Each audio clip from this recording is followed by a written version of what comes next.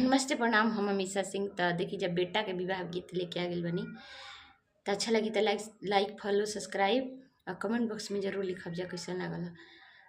काहे ये कवन दुल्हाई की आवेल ई की साजिल बरियात अरे की साजिल बरियात अरे हमारो जीवाणन पापा हो कवन पापा उहे पापा रोदना पासा अरे हाथ जोड़ी पैया पड़ी मन है कवन दुला साजी के ले बरियात अरे हाथ जोड़ी पैया पड़ी मन है कवन दुला साजी के ले बरियात।